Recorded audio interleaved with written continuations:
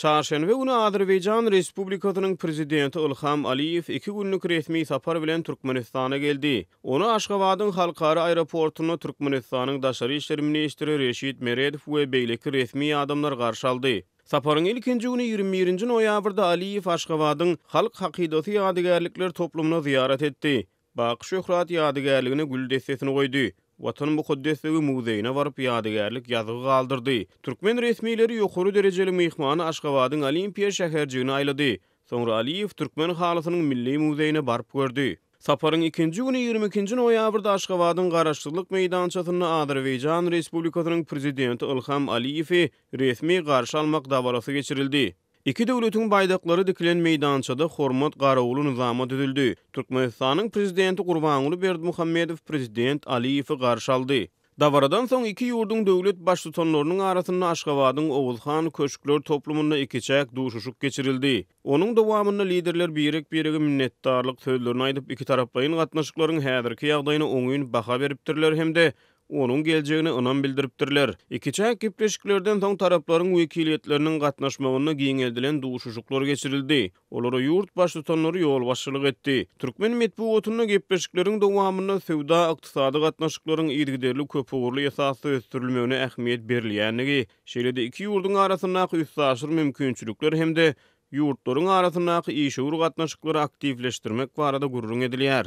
22-nji noýabrda Aşgabatda geçirilen giňeldilen duşuşukda eden çykyşyny Türkmen prezidenti iki taraplaryň sowda ykdysady gatnaşyklary diversifikasiýalaşdyrmak, syýasy diplomatik sferada iki taraplaryň hemde halkara ölçegdäki gatnaşyklary puwtlandyrmak barada gurrun edipdir. Döwlet medeniýeti gepleşiklerde iki ýurdun arasynda energetika ulgamyna transport ugurlaryny diversifikasiýalaşdyrmakda hemde humanitar ugurlarda hyzmatdaşlygy ösdürmegiň ara alınıp maslahatlaşylandygyny habar berýär. Şeýle-de habarlarda halkara terrorçuluk, neşe sowdasy, serhedara jinaýatçylyk ýaly aktual wehimlere garşy Türkmen-Azerbaýjan hyzmatdaşlygynyň maslahat edilenligi aýdylýar.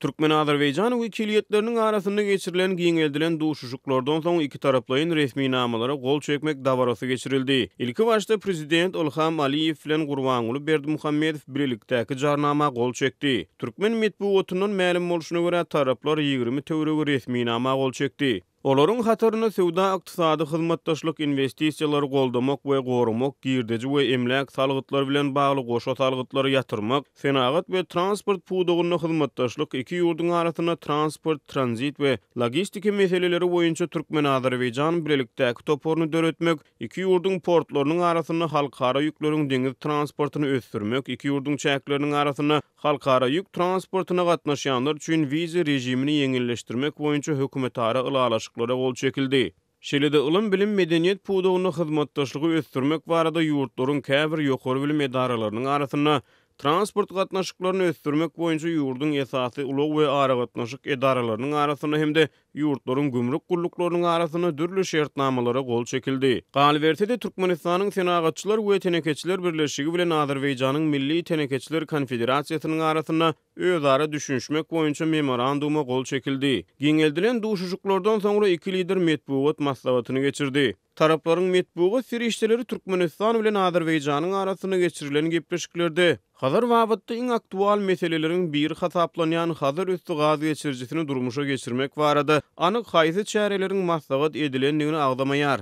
İki ýurdun arasynda gol çekilen şertnamalaryň bu halkara taslamany durmuşa geçirmekde nähili rol oýnajakdygy hem aýdyň näl. Şeýle-de duşuşuklarda Baku bilen Aşgabatyň arasyndaky Serdar Kepez ýanygyç goru boýunça meseleleriň ara alınıp maslahatlaşylanyny hem ma'lum däl. Azerbaýjan bilen Türkmenistanyň arasynda diplomatik gatnaşyklar 1992-nji ýylyň iýun aýyna ýola goýuldy.